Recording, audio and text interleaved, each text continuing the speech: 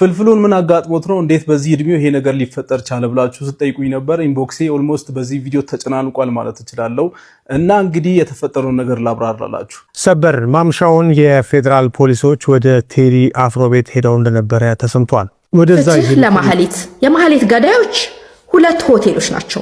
አንድ ሆቴል አልሂድ ከሰው ቤት አልመጽወተው ላቤም አትድረቅ ይድላኝ ስኖረው ከሰው አልጠብቅ ልትረፋ ልፌ ከራሴ ሁልጊዜ ሙላ አትግደል ኪሴ ሁልጊዜ ሙላ አትግደል ኪሴ ለሆዴ ማደር አይደለም የሐሳቤ ዳር ምኞቴ ፍቅርን ካገኘው ትዝ አይለኝ ባዶ ቢሆን መሌማቴ አንዱ ቤት ብራ የሆነ አንዱ ቤት ጨለማ ሰፍኖ አንዱ ቤት አንዱን አይሰማ እንጀራው አብሮ ሆኖ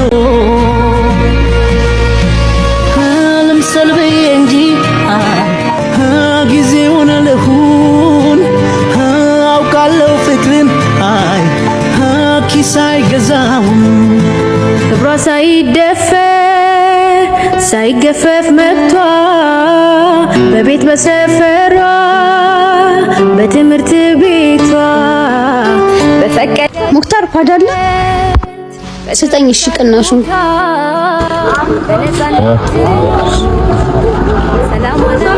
አራሞታ ያወር ነው መቶ ብር ጨምሯ። እሺ ሌላ ቀን ላምጣልህ በእናትህ። አራዱ ቤል ባለሙሉ እሺ ምን ይሻለኛል? ትምህርት ቤት እኮ ረፍዶብኝ ነው። የጥንካሬው ምን አይዞህ ቤል ዝጋት መነሻ የስኬቱ ምክንያት ሴት ናት አካል ሴት ናት ሴት ናት አገር ሴት ናት ሴት ናት እህት ሴት ናት ሴት ናት ሴት ልጅ ሴት ናት ሴት ናት ሴት ናት ሴት ናት። ይህን ጉዳይ ዝም ልንለው አይገባም፣ ሁላችንም ይመለከተናል። በሴቶች ንጽህና መጠበቂያ ላይ እንግዲህ እየጨመረ ያለው የዋጋ ጉዳይ አሁን ላይም በርካቶች እየተነጋገሩበት ይገኛሉ። ከሰሞኑም የወጣው መረጃ እንደሚያሳየው ከሆነ የ20 ብር የ30 ብር ልዩነት በሚያሳይ ሁኔታ እንግዲህ በተለያየ ቦታዎች የዋጋ ጭማሪ እያሳየ ይገኛል። በዚህ ጉዳይ ላይ የሚመለከተው አካል አለው ብሎ እንግዲህ ይህ የዋጋ ማሻሻያ ተገቢ አይደለም፣ ምክንያቱም ቤዚክ ኒድ ውስጥ ይካተታል ወይም ደግሞ ሊካተት ይገባል ብዬ አስባለሁ። ለሴቶች ያስፈልጋቸዋል። ስለዚህ ይህን ጉዳይ ዝም ማለት የለባችሁ ለማለት እወዳለሁ። ሰላም ጤና ይስጥልኝ ውድ ቤተሰቦቼ፣ እንዴት ናችሁልኝ? እኔ ደህና ነኝ፣ ክብሩ ይስፋ ብያለሁ። ዛሬም እንደተለመደው ለእናንተ ወቅታዊ አዳዲስ መረጃ ዘል ጉዳዮች ይዤላችሁ መጥቻለሁ። አብራችሁን ቆዩ። ለቻናሉ አዲስ የሆናችሁት ሰብስክራይብ የምትለውን በተን መንካት እንዳትረሱ፣ እንዲሁም ደግሞ ቪዲዮ ላይክ አድርጋችሁ ጀምሩ። ላይክ በማድረግ እንግዲህ ፍቅራችሁን ግለጹልኝ። ሐሳብ አስተያየት፣ የግል አመለካከት ካላችሁ ደግሞ ኮሜንት ሴክሽኑ ክፍት ነው፣ በነፃነት ግለጹልኝ። ትንሽ ጉንፋን ስለያዘኝ ድምጽ ወፍሯል፣ ካስቸገርኳችሁ ይቅርታ ለማለት ፈልጋለሁ። ወደ ቪዲዮቹ እንሄዳለን። አብራችሁን ቆዩ።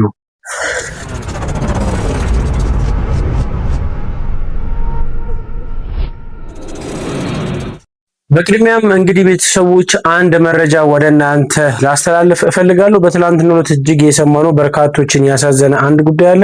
እህታችን እንግዲህ ማህሌት ማሩ ትባላለች። በባህር ዳር እንግዲህ በመኳንንት ስለሺ ሆቴል ውስጥ እንግዲህ በመስተንግዶ አገልግሎት ወይም ደግሞ በመስተንግዶ ሰራተኝነት እንግዲህ ታገለግል ነበረ። እንግዲህ ከትላንት በስቲያ ወይም ደግሞ ሚያዝያ 6 ላይ እንግዲህ አንድ ጉዳይ ተፈጥሮ ነበር። እሱ ምንድነው? ሻለቃ ያምራል አለበል የሚባል አንድ ግለሰብ እንግዲህ በሚያዝያ 6 2018 ከምሽቱ 2 ሰዓት ላይ እንግዲህ ከ5 ከታጠቁ ጓደኞቹ ጋር ወይም ደግሞ ባልደረቦቹ ጋር በመሆን እንግዲህ ከሆቴሉ ይዟት ይወጣል። በዚህ ሰዓት ላይ እንግዲህ እሷ አብራቸው መሄድ እንደማትፈልግ ድምጿን እያሰማች ብትጮህም እነሱ ግን ያው በጉልበት ይዘዋት ነበረ። በእርግጥ በሰዓቱም እንግዲህ በስፍራው የነበሩ ሰዎችም እንደተናገሩ ከሆነ የደንብ ልብስ ስለለበሱ ማንም ቅርብ የተናገራቸው አልነበረም። እንግዲህ ወደ ብሉ ናይል ሆቴል በመውሰድ አላስፈላጊ ነገር አድርጓታል፣ ወይም ደግሞ ያው አስገድዶ ደፍሮ ገድሏት ነበረ። ይህ ነበረ መረጃ የወጣው። ከማግስቱ እንግዲህ ከቀኑ 8 ሰዓት ላይ ወደ የምትሰራበት ወደ መኳንንት ስለሺ ሆቴል በመደወል እንግዲህ ህይወቷ እንዳለፈ ወይም ደግሞ ራሷን እንዳጠፋች እንግዲህ መረጃውን አጋርቷቸው ነበረ። ሻለቃ ያምራል እንግዲህ ደውሎ ነው ያሳወቃቸው ማለት ነው። በዚህ ሰዓት ላይ እንግዲህ አብሯት የሚሰሩት ወይም ደግሞ ራሱ የምትሰራበት ሆቴል እንግዲህ ለፖሊስ በማመልከት በስፍራው ተገኝቶ ነበረ። ነገር ግን በሰዓቱ በስፍራው ሲገኙ እንግዲህ ህይወቷ አልፏል። እንግዲህ ልጅቷም ተደፍራለች። ከመደፈርም አልፎ እንግዲህ ጭንቅላቷ በመሳሪያ ተመቶ ነበረ። እጅግ በጣም በሚያሳዝን ሁኔታ ይህ መረጃ ከወጣ ሰዓት ጀምሮ በርካቶች እየተቀባበሉ ፍትህ እያሉ ሲጠይቁ ነበረ። እውነት ነው፣ በሴቶች ላይ የሚደርሰው ጥቃት መቀጠል የለበትም እና ልንቃወም ይገባል። ከዚህ ጋርም ተያይዞ እንግዲህ የአማራ ፖሊስ ይህን ምርመራ እያካሄደ እንግዲህ በሰዓቱ የነበሩትን ግለሰቦችን ማሳደድ ጀምሮ ነበረ። እንግዲህ በቁጥጥር ስር ሊያውላቸው ቢፈልግም እነሱ ከአካባቢው ስለተሰወሩ ያያቸው ሰው ካለ እንዲጠቁም ብለው ሀሳብ ሰጥተው ወይ ደግሞ ጥያቄ አቅርበው ነበረ። በዚህ መሰረት እንግዲህ ከዚህ ጋር ተያይዞ በርካታ ቪዲዮዎችም እየወጡ ይገኛሉ። እስቲ አንዱ ለቪዲዮ ልጋብዛችሁና ሀሳባችንን እንሰጥበታለን። ፍትህ ለማህሌት። የማህሌት ገዳዮች ሁለት ሆቴሎች ናቸው።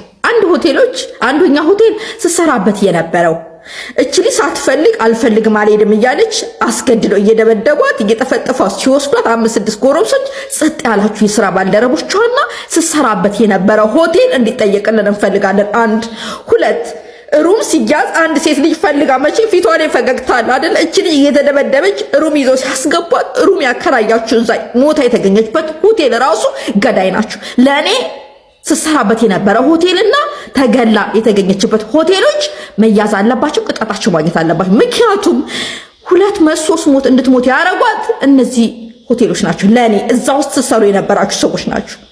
አንድ ሴት ልጅ አድኑኝ እያለች እንዴት አስቻላችሁ? አሁን ደስ አላችሁ?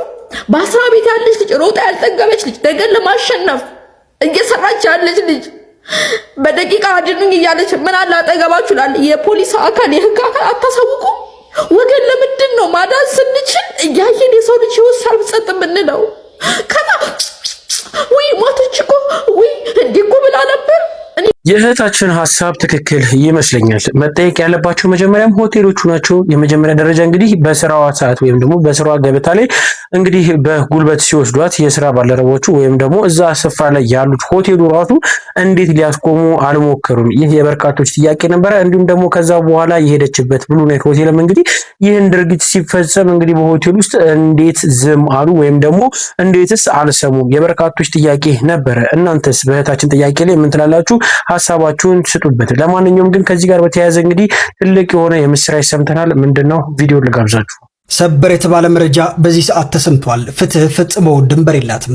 በርካቶችን ያስቆጣውና ታዳጊዋን ሕፃን በአሰቃቂ ሁኔታ በመግደል ግድያ ወንጀል ተጠርጥሮ ሲፈለግ የነበረው ግለሰብ በትግራይ ክልል በመቀሌ ከተማ በቁጥጥር ስር መዋሉ ተገልጿል። ድርጊቱ ከፈጸመበት ከአማራ ክልል ለተወሰነ ጊዜ ተሰውሮ የነበረው ያምራል አለበል አለሙ በትግራይ ክልል ፖሊስ ብርቱ ክትትል በቁጥጥር ስር መዋሉ ተሰምቷል። ደስ በሚል ሁኔታ ይህ ነገርን ስንሰማ እጅግ በጣም ደስ ይላል። እንግዲህ ተጠርጣሪው ወይም ደግሞ ወንጀለኛው እንግዲህ በመቀሌ ተይዟል። ደስ የሚል ነገር ነው። ይህ እንደ ውጤት ልናየው እንችላለን። ነገር ግን አሁን ደግሞ የሚጠበቀው የማያዳግም እርምጃ ሊወሰድባቸው ይገባል። ከዚህ በፊትም እንግዲህ በርካታ የተደፈሩ ሴቶች ነበሩ፣ በርካታ የተገደሉ ሴቶች ሊኖሩ ይችላሉ፣ በርካታ ህገወጥ ስራ የሰሩ ሰዎች አሉ።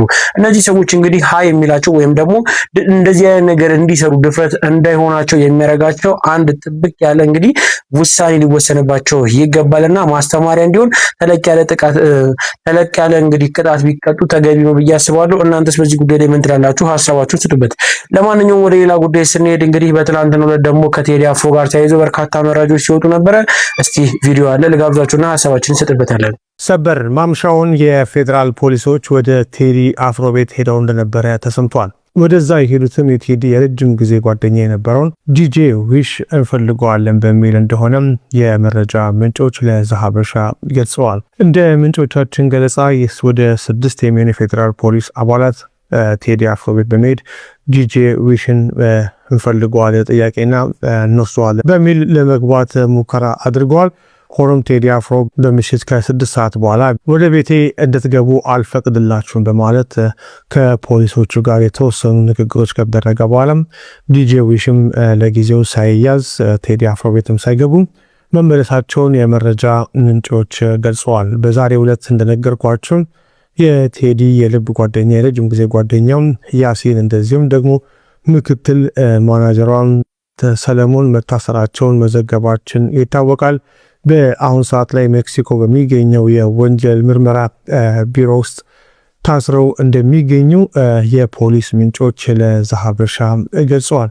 ጉዳዩን እየተከታተሉ ለእናንተ እናደርሳለን። በዚህ በቴዲ አፍሮ ዙሪያ ያሉ ሰዎች ላይ እየደረሰ ያለው የእስር ዘመቻ ብዙዎችን እያነጋገረና ብዙ ጥያቄዎችንም እያስነሳ ይገኛል። እስኪ እናንተ በጉዳዩ ላይ ያላችሁን አስተያየት በኮመንት ላይ እናንብበው። አሁን ያለው መረጃ ይሄን ይመስላል። እየተከታተልን እናቀርባለን። ፔጃችንን ይከታተሉት። ከቴዲ አፍሮ ጋር በተያይዞ እንግዲህ እየወጡ ያሉት መረጃዎች መካከል እንግዲህ የቴዲ አፍሮ የቅርብ ጓደኛውና እንዲሁም ደግሞ በዙሪያው ያለችው ማናጀሩ ወይም ደግሞ ስራውን የምትቆጣጠረው ኮንትሮል የምታደርገው ማናጀር እንግዲህ በቁጥጥር ስር በአዲስ አበባ ፖሊስ እንደዋሉ መረጃዎች ወጥተው ነበረ። እንግዲህ አሁን ላይም ደግሞ ከቴዲ አፍሮ ጋር ተያይዞ እንግዲህ እየወጡ ያሉት መረጃዎች እንግዲህ ይመስላሉ። አዲስ ነገር ካለ የማሳወቃችሁ ይሆናል። እናንተስ እስቲ በዚህ ጉዳይ ላይ ምን አይነት ሀሳብ አላችሁ? ሀሳባችሁን ስጡበት።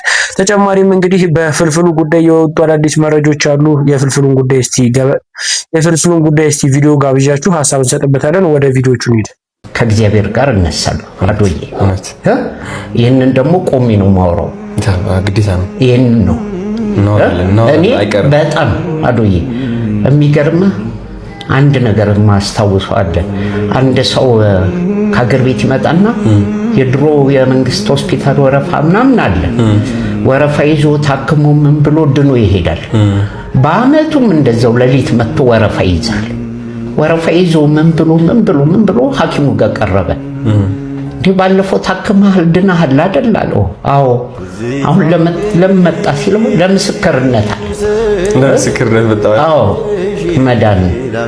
ስለዚህ በእኔም የሚያምረው ድኜ ቦታዬ ላይ መድረኬ ላይ ቁጭ ብዬ ለማሳየት ያብቃኝ ነው የምለው።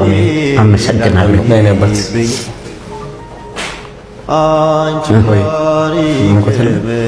እንግዲህ እንዳያችሁት ነው ፍልፍሉን እንግዲህ በአካል ተገኝቶ ቲክቶከር አዶሬ እንግዲህ እንደጠየቀው ወይም ደግሞ ጥየቃ እንዳረገለት እንግዲህ ቪዲዮ በስፋት ሲሰራጭ ነበረ። ሁላችንም ጋር የደረሰ ጉዳይ ነው። ነገር ግን እንግዲህ ቆሜ ላመስግን ደኜ ቆሜ ለማመስገን ያብቃኝ ብሎ በራሱ አንደበት ተናግሯል። እኔም ከዚህ ጋር አሜን እንግዲህ ፈጣሪ ለዚህ ያብቃ ልሎ ፈልጋለሁ። ከፍልፍሉ ጋር በተያያዘም እንግዲህ እንዳለን እዛው ላይ የፍልፍሉ ህመም ምንድን ነው? ወይም ደግሞ ስትሮክ ሊገለው ይችላል ወይንስ አይችልም? ምክንያቱም በተለያዩ ሶሻል ሚዲያ ላይ እየተለጠፉ ያሉት ከፍልፍሉ ጋር እንግዲህ ወይም ደግሞ ፍልፍሉን ስለያዘው እንግዲህ ስትሮክ ህመም እንግዲህ የተለያዩ ቪዲዮዎች እየወጡ ነበረ። ነገር ግን የትኛው ትክክል የሚለውን አንድ መረጃ ላቀብላችሁና ሀሳባችንን እንሰጥበታለን። ስለዚህ የፍልፍሉ ይድናል አይድንም? አዎ ይድናል። ይህንን ቪዲዮ ተመልከቱት። ግን ለልጆቼ መልካም በዓል ይሁን። አቶ በረከት እኛ ጋር የመጣው የደም መቋረጥ ስትሮክ አጋጥሞት ነው። ሁላችንም እንዳወቅነው ሰሞኑን የፍልፍሉ ወይንም ደግሞ ኮሜዲያን ፍልፍሉ እንደታመመ ሰምተናል። የታመመውን በሽታ ደግሞ ስትሮክ የሚባለው በሽታ ነው። ብዙ ጊዜ ስትሮክ ሲባል እንሰማለን። አስፋው መሸሻ እንደዚሁም ደግሞ የተለያዩ የታዋቂ ሰዎች በስትሮክ ምክንያት ወደቁ፣ ታመሙ፣ ተኙ ሲባል እንሰማለን እና ስለዚህ በሽታ የተቻለኝን ያህል ለማካፈል እናንተም ደግሞ ግንዛቤው ኖሯችሁ ስለዚህ በሽታ ወይንም ለመከላከል ወይንም ደግሞ በጊዜ ለመድረስ የተቻለኝን አስተዋጽኦ ለማድረግ ነው ማለት ነው ይሄን ቪዲዮ የምሰራው። ስለዚህ ስትሮክ ማለት ምን ማለት ነው ከሚለው እንጀምራለን። ስትሮክ ማለት ወደ ጭንቅላታችን የሚሄደው ደም ከልባችን ተረጭቶ ወደ ተለያየ የሰውነታችን ክፍል ይሄዳል። የሰውነታችን ክፍል ደግሞ አንዱ ጭንቅላታችን ነው። ጭንቅላታችን ደም ያስፈልገዋል። ከልባችን ደም በሚሄድበት ሰዓት በዚህ አጋጣሚ ደም ውስጥ ኦክሲጅን እንዳለ ልነግራችሁ እወዳለሁ። እኛ የምንተነፍሰው አየር ውስጥ ኦክሲጅን አለ። ለመኖር የሚያስፈልገን ኦክሲጅን በደማችን ውስጥ ሆኖ ለተለያየ የሰውነታችን ክፍል ነው የሚዳረሰው ማለት ነው። ስለዚህ በዛ ሰዓት ደማችን ከልባችን ወደ ጭንቅላታችን በሚሄድ ሰዓት በተለያዩ ምክንያቶች ደማችን ወደዚህ እንዳይደርስ የሚያደርጉ አንዳንድ ምክንያቶች አሉ። እነሱ ምክንያቶች ቀጣይ ያስረዳቸዋለሁ። ስለዚህ ያ ደም ወደ ጭንቅላታችን መሄድ ሲያቅተው ኦክሲጅን ያጥረዋል ጭንቅላታችን። በዛ ሰዓት ጭንቅላታችን የመታመም ራስን የመሳት ያለማየት ችግር፣ ያለመናገር ችግር፣ ራስን በቃ በጣም ብዙ ነገሮችን እናያለን ማለት ነው። ስለዚህ ያ ነው ስትሮክን ኮዝ ወይንም ምክንያቱ ይሄ ነው ማለት ነው። ደም ከልባችን ወደ ጭንቅላታችን መሄድ ሲያቅተው ማለት ነው። ስለዚህ ደም ከልባችን ወደ ጭንቅላታችን ለመሄድ የሚያቅተው ለምንድን ነው ልትሉ ትችላላችሁ። የተለያዩ ምክንያቶች አሉ። እነሱ ምክንያቶች ምንድን ናቸው? አንደኛው የደም መርጋት ነው። የረጋ ደም በደም ስራችን ውስጥ ወይንም ደግሞ ቱቦ ውስጥ ካለ ሙሉ ለሙሉ ደሙ ወደ ላይ በሚሄድ ሰዓት የሆነች ቦታ ላይ እንዲህ አድርጎ ሊዘጋበት ይችላል። ያ የጓጎለ ደም ማለት ነው። ስለዚህ ያ ደማችን ወደ ጭንቅላት ሊሄድ የነበረው በዛች የደም መርጋት ምክንያት ደም ወደ ጭንቅላታችን መሄድ ሲያቅተው ስትሮክ ሊፈጠር ይችላል። አንደኛ እሱ ምን ይባላል? ኢስኬሚክ ስትሮክ እንለዋለን። ሁለተኛው ደግሞ እንደሱ አይነት ስትሮክ ሆኖ ግን ለትንሽ ደቂቃ ወይንም ደግሞ ለትንሽ ሰዓት ልትቆይ የምትችል ለምሳሌ ያ የረጋው ደም የተወሰነች ሰዓት ላይ ተቀምጦ የሆነ ሰዓት በፕሬሸር ሊለቀቅ ይችላል እና በዛ ሰዓት ቶሎ ይለቃል። ያ ይሄኛው ደግሞ ምንድነው የሚባለው? ትራንዚየንት ኢስኬሚክ አታክ ነው የሚባለው። ለትንሽ ደቂቃ ነው የምትቆየው ማለት ነው። ግን ደግሞ ደቂቃው ከረዘመ ወይንም ደግሞ ከሰዓታት ካለፈ ወዲያውኑ ኤመርጀንሲ ውስጥ መግባት አለበት ያ ሰው ማለት ነው። ሶስተኛው አይነት ደግሞ ሄሞሮጂክ እንለዋለን ወይንም ደግሞ በደም መፍሰስ ወይንም የደም ቱቦ በመበጠስ በመፈንዳት ምክንያት የደም መፍሰስ ስለሚያጋጥመን ያ የደም መፍሰስ ደግሞ ለጭንቅላታችን በቂውን የሆነ የደም ዝውውር ወይንም ደግሞ ኦክሲጅን ይዞ ስለማይሄድ በዛ አማካኝነት ስትሮክ ይፈጠራል። ይሄ ሶስተኛው የምላችሁ በጣም አደገኛው ነው። ለህይወት አስጊ የሆነ ሁኔታ ውስጥ የሚከት ወይንም ደግሞ ሙሉ ለሙሉ ፓራላይዝም በግማሽም ፓራላይዝ ምናምን ለማድረግ በጣም ቅርብ የሆነው ወይንም ኃይለኛ የሚል እሱ አይነት ስትሮክ ነው ማለት ነው ሄሞራጂክ ስትሮክ። ስለዚህ የፍልፍሉ ምን አይነቱ ነው ብላችሁ ልጠይቁ ትችላላችሁ። የመጀመሪያ ያልኳችሁ ነው በደም መርጋት ወይንም ደግሞ በደም ቱቦ መጥበብ ምክንያት የሚመጣ ጭንቅላታችን ውስጥ ደም የማነስ ወይንም ደግሞ የሚያስፈልገውን ደም ያለ ማግኘት ምክንያት ማለት ነው። ብዙ ጊዜ ሰዎች የሚታመሙት ይሄኛውን ነው። ከ80 እስከ 85% በስትሮክ የሚያዙ ሰዎች የሚያዙበት የስትሮክ አይነት ይሄኛው ነው፣ ኢስኬሚክ ስትሮክ የምንለው ማለት ነው። ስለዚህ የፍልፍሉም ይሄ ነው፣ ዶክተሯ ስትናገር እንደሰማሁት ማለት ነው። ስለዚህ ይድናል አይድንም? አዎ ይድናል፣ በደንብ ይድናል። በጊዜ ከተደረሰበት ወዲያውኑ የማገገም ቻንሱ በጣም የጨመረ ነው። ግን ሁሉም ነገር በጊዜ ሲደረስበት ማለት ነው። የትኛውም አይነት በሽታ በጊዜ ካልተደረሰበት የመዳን ቻንሱ እየቀነሰ ነው የሚመጣው ሁላችንም እንደምናውቀው። ስለዚህ ይሄኛው የሚድን በሽታ ነው። የተለያየ አይነት ሕክምና ይደረግለታል፣ ከዛ ይተዋዋል ወይም ደግሞ ይለቀዋል ማለት ነው። ምን አይነት ምልክቶችን ልናይ እንችላለን? ይሄ በሽታ በሚያጠቃን ሰዓት ልትሉ ትችላላችሁ። ለምሳሌ የማዞር፣ የማቅለሽለሽ፣ ይሄ የሚታየን ነገር በሙሉ ብዥ ማለት ነገር፣ ለማውራት ማቃት ወይንም ደግሞ ራሳችንን ባላንሳችንን ጠብቀን መራመድ ሲያቅተን የሆነ ገድገድ ስንል ወይ አዙሮ ሲጥለን ወይንም ደግሞ ራስንም እስከ መሳት ድረስ ሊያደርሰን ይችላል ማለት ነው ስትሮክ። ስለዚህ ይሄ አይነት ስትሮክ በደም መርጋት ምክንያት ነው የሚመጣው አልሽኝ። ስለዚህ በደም መርጋት እንዴት ነው የሚመጣብኝ ልትሉ ትችላላችሁ። ይሄ ደግሞ በጣም ብዙ ጊዜ የሚገናኘው ከላይፍ ስታይል ጋር ነው። ላይፍ ስታይል ማለትም የአኗኗራችን ዘዴ ምን አይነት ነው? በጣም ብዙ የምንቀመጥ ሰዎች ነን ወይ? ብዙ መኪና የምንነዳ ነን ወይ? ብዙ ማንንቀሳቀስ አይነት ሰዎች ነን ወይ? የጤነኛ ምግብ የማንበላ ሰዎች ነን ወይ?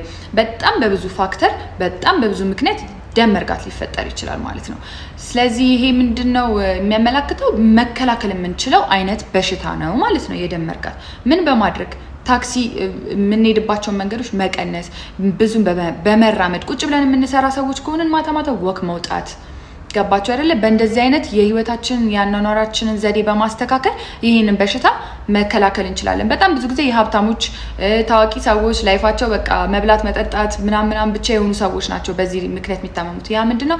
በኮሌስትሮል ምክንያት ሊመጣ ይችላል፣ በውፍረት ምክንያት ሊመጣ ይችላል። በውፍረት ምክንያት ምን ይመጣል? የደም ግፊት ይመጣል። በደም ግፊት ምክንያት ስትሮክ ይመጣል፣ ቅድም እንዳልኳችሁ እና ራሱን የቻለ በጣም ብዙ የተያያዘ መንገድ ነው ማለት ነው ስትሮክ። ስለዚህ ላይፍ ስታይላችንን በማስተካከል አመጋገባችንን፣ ስፖርት መስራት፣ መንቀሳቀስ። መንግስት በታክሲ አትሂዱ ሲላችሁ አትጥሉት፣ በእግር ሂዱ ሲሉት አትጥሉት። ብዙም የሚጠቅመን ለኛ ለጤናችን ነው ማለት ነው እና የህይወት አኗኗራችንን በማስተካከል መከላከል የምንችለው ግን ደግሞ አሁን የነገርኳችሁን አይነት ምልክቶች ካያችሁ እየሮጣችሁ ወደ ሆስፒታል በመሄድ ተገቢውን የሆነ የሜዲካል ትሪትመንት አግኝታችሁ ወዲያውኑ ታክማችሁ በጊዜ ደርሳችሁበት ይህንን በሽታ ለመከላከል ወይንም ደግሞ ለመዳን ይህንን አድርጉ ለማለት ነው። በአጠቃላይ የአመጋገብና የኤክሰርሳይዝ ጉዳይ ነው። ይህንን ሁሉ በማድረግ በጣም ስትሮክን ብቻ አይደለም አሉ የተባሉ በሽታዎችን መከላከል እንችላለን ማለት ነው። ይህንን ለማለት ፈልጌ ነው። ለማንኛውም ሁላችሁም ራሳችሁን ጠብቁ። ለፍልፍሉ ደግሞ እግዚአብሔር እንዲረዳው እግዚአብሔር ይማርክ እያላችሁ ኮሜንት ላይ ጻፉለት። መልካም ጊዜ። እንደሰማችሁ ነው እህታችን ያካፈለችን መረጃን እንደሰማችሁት ከሆነ እንግዲህ የፍልፍሉ ያለበት ደረጃ ይወስኗል። ወይም ደግሞ ፍልፍሉ እንግዲህ ከፍተኛ የሚባለው ስትሮክ ወይም ደግሞ ራስን ስቶ እስከ መውደቅ ደረጃ እንዲሁም ደግሞ አልጋ እስከሚያዝ ወይም ደግሞ ሙሉ በሙሉ ሰውነትን ፓራላይዝ እስከማድረግ የሚደርስ ነውና ፍልፍሉ እንግዲህ አሁን ከቀን ወደ ቀን እንግዲህ እያገገመ ነው እየተባለ ነው። በነገራችሁ ላይ ከዚህ ጋር ተያይዞ ዶክተሩ የሰጠችው ቃልም ነበረ እንደተረዳነው ከሆነ ፍልፍሉ እንግዲህ ጊዜ ሊፈጅ ይችላል እንጂ አገግሞ መውጣቱ እንደማይቀርም አንድ ላይ አክላ ተናግራለች። እስቲ እናንተ በዚህ ጉዳይ ላይ ምን አይነት ሀሳብ አላችሁ? ለማንኛውም እኔ ከዚህ ጋር ለፍልፍሉ መልካም ምኞት እመኝለታለሁ። እንግዲህ ያመንከው ያድነኛል ብለህ የምታስበው አምላክ እንግዲህ ፈውሶ አድኖ ለቤት በሰላም ያብቃ። ቆመህም ለማመስገን ያብቃ። ወደ ስራ ገበታም ለመመለስ ያብቃ ለማለት ፈልጋለሁ። እናንተም መልካም ምኞት ካላችሁ ኮሜንት ሴክሽን ላይ ገብታችሁ ብታጋሩ ደስ ይለኛል። በተጨማሪም ደግሞ እንግዲህ ከኮሜዲያን እሸቱ ጋር እንሄዳለን። እዛው ኮሜዲያን እንዳለን እንግዲህ ኮሜዲያን እሸቱ ታሞ እንደነበረ ወይም ደግሞ ታሞ ሆስፒታል ድረስ እንደገባ መረጃዎች ወጥቶ እየተሰራጩ በስፋት ይገኛልና ምንድነው በራሱ አንደበት የተናገረው ነገር አለ። ልጋብዛችሁና ሀሳባችንን እንሰጥበታለን። ሰው ልጅ ህይወት በቃ ልክ እንደዚህ ነው ማለት ነው። ቀን ጤነኛ ነበርኩኝ ሳስተምር ነው ያልኩት። ማታ ላይ ምናልባት ሀርት አታክ ሪስክ ሊገጥም ይችላል ቁጭ በል ሲለኝ ምኑን ለያዘው ምኑን ልጨብጠው። እንደምታውቁት ነው አዲስ አባት ነኝ። 3 ልጆች አሉ። ሜሌ አለች፣ ካምፓኒው አለ፣ ይሄ ሁሉ ሰራተኛ አለ። ምኑን ከምኑ አረጋዋለሁ? በቃ በሁለት ሀሳብ ተዋጥኩኝ። ማለት የሆነ መጥፎ ነገር ቢፈጠር ብዬ የሚያዘጋጃት ነገር ለሜላት ማውራት አለብኝ። ካምፓኒውን እንደዚህ አርጊ፣ እንትኑን እንደዚህ አርጊ ማለት ፈለግኩኝ። ግን ደግሞ እንደዛ ብላት ያው በቃ ኦልሬዲ እሷ ትሸበራለች ማለት ነው። ምን ሊሆን ነው? ምን አስቦ ነው? ስለዚህ እንዳልነግራት ትደነግጣለች። ዝም እንዳልል ኃላፊነት አለብኝ እኔ እዚህ ጋር የሀርት አታክ ሪስክ አለብህ ብሎኛል። ለመጽደቅ የገጠሩ ፕሮጀክት አለ፣ የከተማው አለ። በቃ ከዛ ከእግዚአብሔር ጋር ማውራት ጀመርኩ። በቃ ለእግዚአብሔር አደራ መስጠት ጀመርኩኝ። ካምፓኒውንም የገጠሩንም ፕሮጀክት ልጆቼንም ለቅዱሳን እየከፋፈልኩ ቅዱስ ሚካኤል አንተ የኛዝ፣ ቅዱስ ገብርኤል አንተ የኛዝ፣ ተክለ ሃይማኖት አንተ የኛዝልኝ። በቃ ምንም ነገር ቢፈጠር ከኔ በላይ እናንተ ናችሁ። ለቤተሰቦቼም ለወደፊት እቅዴም ለነዛ እናቶችም ገጠር ላሉት እናቶችም የምታስፈልጉኝ እናንተ ናችሁ። እኔ ባልኖር ቢያንስ በነሸዋን ግዛው በልጆቼ እንዲቀጥል አድርጉልኝ ይሄን የጀመርኩትን ድሪም። ሜላትንም እግዚአብሔር እንዲያበረታት ያው አይመጣም እንትተሽ ይመጣል እንባያሽ ስለሚባል በዛም በዚህም አይ ዋስ ቲንኪንግ ማለት ነውና ይሄን እያሰብኩኝ ወደ ሆስፒታል ሄድኩኝ። መቼም ሰው በቃ ብዙ ነገር ነው የሚያስበው። እኔ እንግዲህ ሌላ ምን አስብ በአጭር ጊዜ ሁሉ ነገር ያረክልኝ ቶሎ ልትወስደኝ ስለሆነ ነው እንዴ ያልኩኝ። ያው የሆነ ሰዓት ላይ በአጭር ጊዜ ነው የኔ ነገር። ያው እንደምታውቁት እድሜ ገና ግማሽ ተብሎ በሚታሰብ አሁን አንድ ሰው 70 ዓመት ቢኖር እኔ 36 ዓመቴ ነው። ግማሽ እድሜ ብለን ብንይዘው ግን እግዚአብሔር ሁሉንም ነገር ሰጥቶኛል በዚህ እድሜ ብዬ ነው የማስበው። የጠየቅኩትንና ያልጠየቅኩትን በሙሉ በቃ ለቅዱሳን አደራ እየሰጠው ቤተሰቤን ቅርብ ሆስፒታል ነው አቅራቢያችን ያለው ሆስፒታል። ከመኪና ስንወርድ ጀመናይ ምን ብሎኛል? ሀርት አታክ ከሆነ መኪና ውስጥ ራሱ ስትቀመጥ አቀማመጥክ እንደዚህ ይሁን ምናምን ብሎ ዲቴል ነው የነገረኝ። ስለዚህ ከመኪናው አውርጂኝ ካልኳት ሜላት ትደነግጣለች። አሁን ነያዥኝ ካልኳት ስለዚህ እንደምን መኪናውን እየተደገፍኩ ራሴ ወርጄ ዞርኩና ጠበኳት እስክትወርድ ድረስ። እሷ ነች የምትነዳው። ወርዳ ስትመጣ እንደዚህ እንደ ሙሽራ ሶቶ ገብቼ ይዤ ገባው ማለት ነው። ከዛ እንደገባው ዶክተሯ አልጋ ሲያዘችኝ እዛው ኢመርጀንሲ ውስጥ ካርዲዮ ነው ምን ኢሲጂ ነው ምናምን የሚባል ኢሲጂ ነው የሚባለው እዚች ላይ ለጣጠፉና ቼክ አደረጉ። ከዛ ኖርማል ነው ግን ቆይ እስቲ ደም እንውሰድ አሉ። ደም ወሰዱ። አዩ እንደገና ድጋሚ መጡ። አሁንም ድጋሚ ቼክ ይደረገ። ኦኬ 10 ደቂቃ በኋላ እንደገና ቼክ ኢሲጂ። ከዛ ሞኒተር ላይ አርጉት ምናምን ተባለ። እጄ ላይ የሆነች ነገር ተሰካች ምናምን ጠቅጠቅ አድርገው ማሽን ቲት ቲት ቲት ፊልም ላይ የማየው ማለት ነው። በስማ ለጀምና ያው ሆስፒታል ገብቻለሁ። አንድ ጊዜ ኢሲጂ ተነስቻለሁ ስለው እግዚአብሔር ይመስገን አለ። ጀምናይ ራሱ ያ ፔኑ እንዴት ነው ይለኛል። አለ ማስታገሻ ስጡኝ በላቸው አለኝ። በሉ ማስታገሻ ስጡኝ አልኳቸው። በመርፌ ሰጡኝ ማስታገሻ ልውሰድ ስለው ቤት ሆኜ ምን እንዳለኝ ታውቃላችሁ? የገረመኝ ነገር እንዳትወስድ አለኝ። ኢቡፕሮፊን ይሄ አድቪል ምናምን የሚባሉትን እንዳትወስድ ያብሰዋል እንጂ እንትን አይለውም። ምናልባት ግድ ከሆነብህ ፓራሲታሞል ውሰድ። በቃ ከእንትኑ ጋር ጥሩ አድቫይስ ሰጠኝ ማለት ነው። ፕሪፔር አደረገኝ። ከዛ ልተኛ በየት በኩል ልተኛ አልኩት። በዚህ በሚያምኝ በኩል ልተኛ ወይስ በቀኝ ስለው መተንፈስ የበለጠ እንዳያጥር በቀኝ በኩል ተኛ አለኝ። ስተኛ ደግሞ ለጥ ብለህ ሳይሆን አልጋውን ቀና አድርጉልኝ ብለህ ትንሽ ቀና ብለህ ተኛ አለኝ። እሺ ብዬ በቀኝ በኩል ቀና አድርገውልኝ ተኛው። ከዛ እንቅልፍ ወሰደኝ። ከ4 ሰዓት በኋላ ነቃው። ከሌሊቱ 10 ሰዓት ምናምን ማለት ነው። ስንሄድ ኦልሞስት 5 ሰዓት ነበር። ከዛ 10 ሰዓት ስነቃ ድጋሚ መረመሩኝ። አሁንም ሰላም ተኛ አሉኝ። እሸቱ መለስ የተናገረውን ሰምታችኋል። እንግዲህ ከፍተኛ ህመም ምክንያት እንግዲህ ሐኪም ቤት እስከ መግባት ደረጃ ደርሶ ሙሉ ምርመራ እስከማድረግ ድረስ እንግዲህ በከባድ ጭንቀት ውስጥም እንደነበረ እንግዲህ አጋርቷል። እጅግ በጣም እንግዲህ ከባድ ሁኔታ ነው። አንዳንድ ጊዜ እንግዲህ ከህመሙ በላይ ከህመሙ በኋላ ስለሚመጣው ውጤት እንግዲህ ማሰብ ነው እንደውም ከፍተኛ ህመም የሚመስለኝ። ለማንኛውም እንግዲህ አሁን ላይ ከዛ ከነበረበት ህመም ወይም ደግሞ ህመሙ እንግዲህ ባሰበው ያህል እንግዲህ እሱን ሳይጎዱ ተመልሶ ወደ ስራው እንደገባ መረጃዎች እያመለከቱ ይገኛሉ። እሱም በራሱ አንደበት ተናግሯል። እንግዲህ ፈጣሪ እንግዲህ ከመጥፎ ወይም ደግሞ ከክፉ ነገር እንግዲህ ይጠብቅህ ማለት ፈልጋለሁ። እናንተስ ምን ትሉታላችሁ? ለማንኛውም ለዛሬ ይዤላችሁ የመጣኋቸው ቪዲዮዎች እኚህን ይመስላሉ። እስካሁን ድረስ አብራችሁኝ ስለቆያችሁ ከልብ አመሰግናለሁ። ለመጨመር ያህል እንግዲህ በሴቶች ላይ የሚደርስ ጥቃትን ለአንዴና ለመጨረሻ ጊዜ የማያዳግም እርምጃ ተወስዶባቸው ብዙዎች ሊማሩበት ይገባልና እንደ ቀልድ አይታይም። ፍትህ ለተጎጆች ለማለት ፈልጋለሁ። በቀጣይ ቪዲዮ እስክንገናኝ ሰላም ቆዩልኝ። እወዳችኋለሁ።